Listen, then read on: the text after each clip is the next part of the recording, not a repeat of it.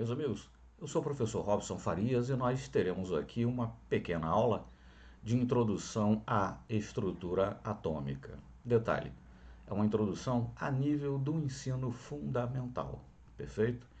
De forma tal que, por hora, nós não falaremos aqui, por exemplo, em configuração eletrônica, etc. É uma introdução realmente bastante básica, com algumas informações, digamos, fundamentais, né, preliminares, etc., e realmente ao nível, né, ou a nível, como seja, do ensino fundamental. Perfeito? Vamos lá então. Bom, alguns autores, né, você vai encontrar isso em livros do ensino fundamental, em livros do ensino médio e mesmo em livros do ensino superior, fazem uma introdução à estrutura atômica precedida, né, de uma breve digressão histórica. Né? Muitas vezes começa-se ali falando do atomismo grego, né? Chega-se ali mais modernamente, né, no modelo atômico de Dalton, depois modelo atômico de Thomson, se vai descrever os experimentos de Rutherford, né, que trouxeram algumas informações fundamentais sobre a estrutura do átomo, etc. Né? Nós não faremos dessa forma, né? Faremos uma introdução algo mais objetiva, ficando com aspectos fundamentais, né, daquilo que se conhece sobre a estrutura da matéria modernamente. Perfeito? Dito isso, esclarecido isso, vamos lá.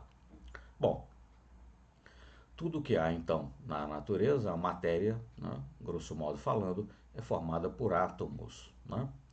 Bom, muito embora a física moderna já tenha estabelecido, né, toda uma série de, bastante grande na verdade, de subpartículas, né, que constituem o núcleo, né, digamos, entrar em detalhes com relação a esse tipo de constituição fina, digamos assim, do núcleo atômico, não faz qualquer sentido, né, no nosso caso, não apenas pelo nível no qual estamos propondo a introdução, né, mas também porque se trata de uma introdução à estrutura atômica numa perspectiva daquilo que interessa para a química, de modo que entrar em detalhes sobre a estrutura, né, das subpartículas atômicas realmente não faz qualquer sentido.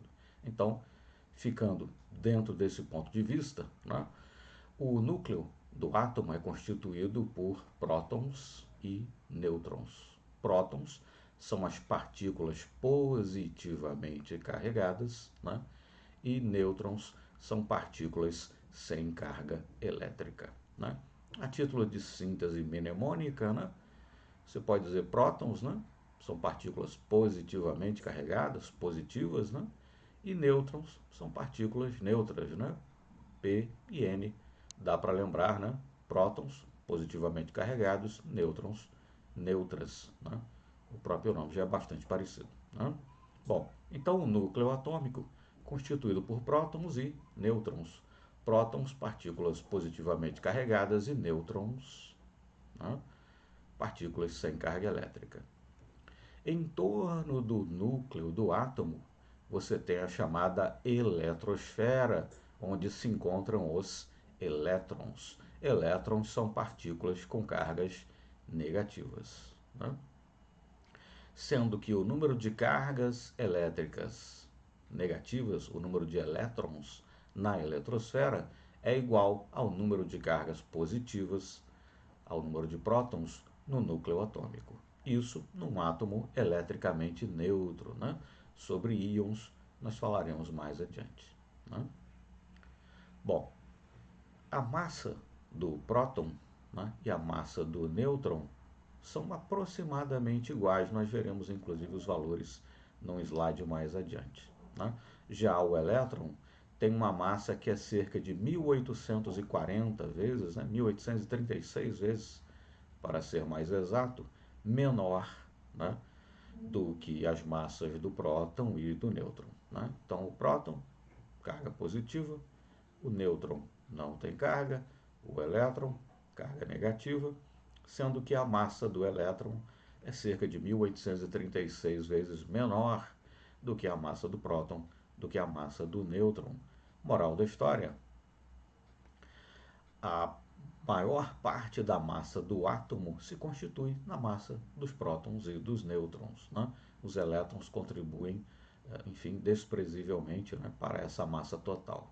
Não obstante, né, os nêutrons têm um papel os elétrons, né, muito embora contribuam, né, muito desprezivelmente para a massa total do átomo, os elétrons, né, têm um papel fundamental a desempenhar, né, por exemplo, na reatividade das espécies, né, conforme nós sabemos, os elementos químicos que estão no mesmo grupo da tabela periódica apresentam propriedades químicas e físicas semelhantes, justamente porque apresentam o mesmo número de elétrons na camada de valência. Mas, enfim, esses são outros aspectos, né?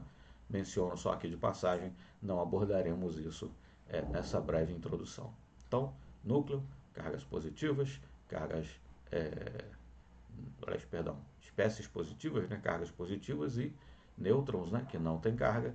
As cargas negativas estão na eletrosfera. Num átomo neutro, o número de cargas negativas na eletrosfera é igual ao número de cargas positivas no núcleo, ou, em outras palavras, o número de elétrons na eletrosfera é igual ao número de prótons no núcleo. Né? Esses elétrons que estão em torno do núcleo estão distribuídos aí em níveis, subníveis de energia, podemos falar em camadas, se assim quisermos. Né? Nós temos aqui, grosso modo, uma representação estilizada aí do chamado modelo atômico de Bohr, né? Mas também não entraremos em maiores detalhes com relação a isso. Grande parte da massa do átomo é a massa dos prótons e dos nêutrons. Os elétrons contribuem muito pouco para essa massa total, contribuem desprezivelmente, não obstante, tem um papel fundamental a desempenhar, né, na reatividade química dos compostos, dos elementos, né, na formação de compostos. Mas, enfim, na reatividade dos próprios compostos também terão um papel a desempenhar. Né? Bom, prossigamos então. Aqui, para fins de comparação, né, a massa do próton, chamada massa de repouso, né, não é a massa relativística, enfim, mas vamos lá. A massa do próton, 1,673. O texto aqui é a tabela aqui é de um texto em inglês, então esse ponto aqui equivale a vírgula, tá certo? Então, próton, 1,673 vezes 10 a menos 27 quilogramas. A massa do nêutron, 1,675 vezes 10 a menos 27 kg. Perceba-se que é uma massa realmente muito pequena. A massa do elétron, né, 9,109 vezes 10 a menos 31 kg. Uma massa menor ainda. E se você fizer o cálculo, né, a massa do próton é 1836,15 vezes maior do que a massa do elétron e a massa do nêutron é 1838,68 vezes maior do que a massa do elétron. Né? Confirmando aquilo que dissemos há pouco, né? Num átomo, ou num íon, se for o caso, a massa total é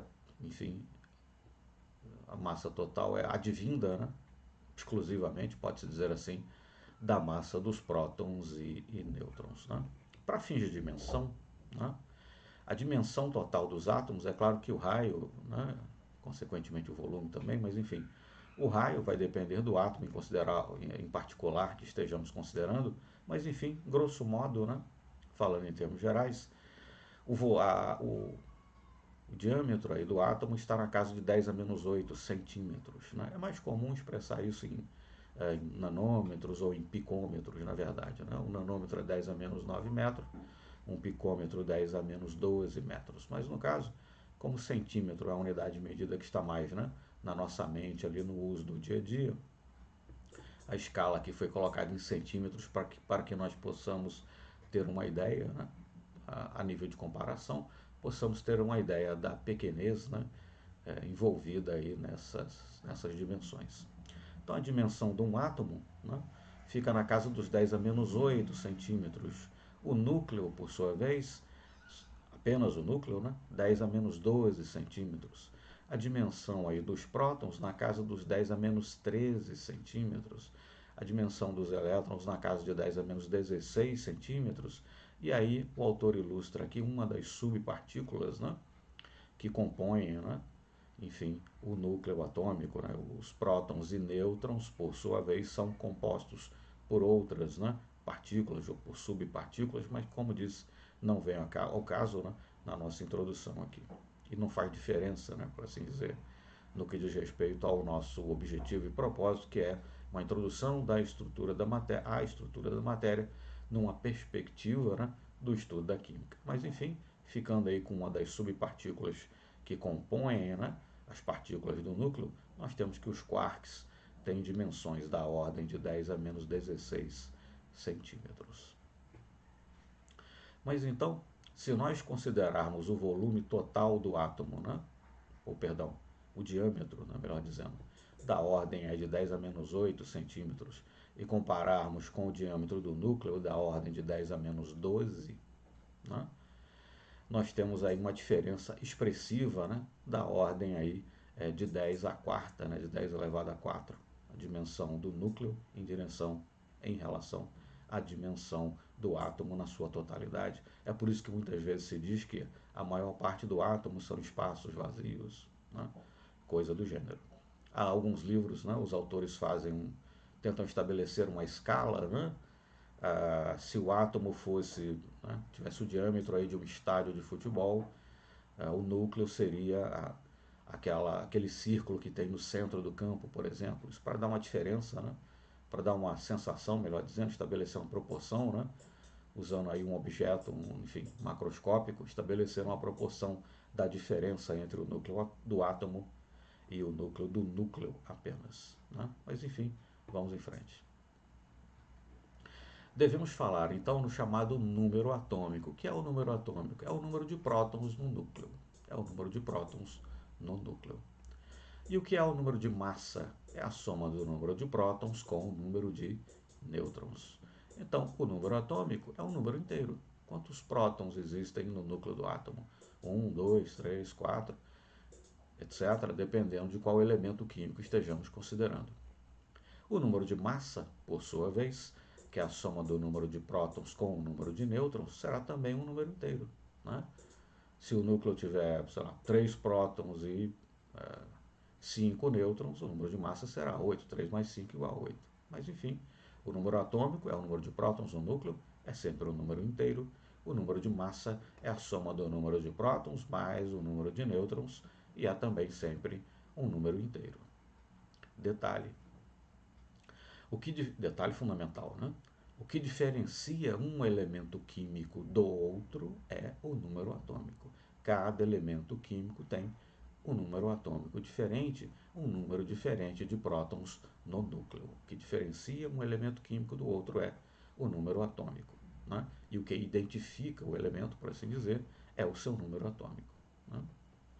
Lembrar que num átomo neutro o número de elétrons na eletrosfera é igual ao número de prótons, né, no núcleo, de forma tal que, considerado aí os elementos neutros, né, e não os íons, falaremos sobre íons mais adiante, né, cada átomo terá também um número diferente de elétrons na eletrosfera, e esses elétrons vão ser fundamentais, né, para a formação das ligações químicas e para explicar também a reatividade desses elementos e também a reatividade dos próprios compostos eventualmente formados, né?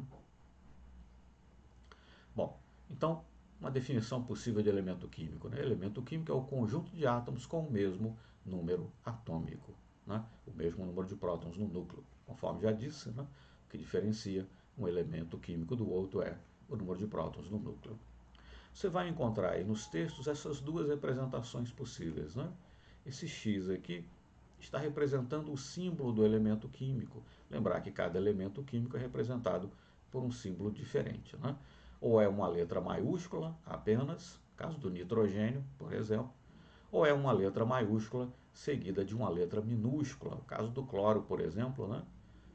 Trazido aqui no nosso texto, tá certo? E aí você vai encontrar representado de uma dessas duas formas, né? O número atômico no canto inferior esquerdo, como subscrito, né? E o número de massa no canto superior direito aqui, perdão, o número de massa no canto superior, né, esquerdo, número de atômico, né, o número de prótons no núcleo, no canto inferior esquerdo, e o número de massa no canto superior esquerdo, né? Ou então dessa outra forma aqui, né? O número atômico, o número de prótons no núcleo, no canto inferior esquerdo, como subscrito, né? E o número de massa no canto superior direito, como sobrescrito. Tanto faz, você pode encontrar de uma dessas duas formas, né?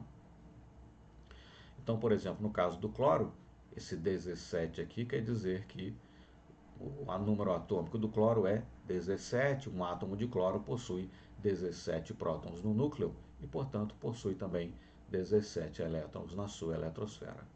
Por sua vez, a soma do número de prótons mais o número de nêutrons, ou seja, o número de massa do cloro, é igual a 35. Se a soma do número de prótons mais o número de nêutrons é igual a 35, o número de massa menos o número de prótons, né, que nesse caso é 17, vai me fornecer o número de nêutrons, que no caso do cloro é 18. Perfeito? Então, você pode aí parar, se for o caso, né, dar uma olhada aqui com calma no nosso texto, mas enfim, essas são as informações iniciais a serem colocadas. Né? Esses resumos aqui, essas figuras e também os exercícios que nós faremos na sequência, foram retirados do livro Química, no caso, o volume 1. Né? O autor é o professor Ricardo Feltri, e no caso nós estamos falando aqui da 6ª edição, né? Publicado pela Editora Moderna, tá certo? Mas vamos em frente.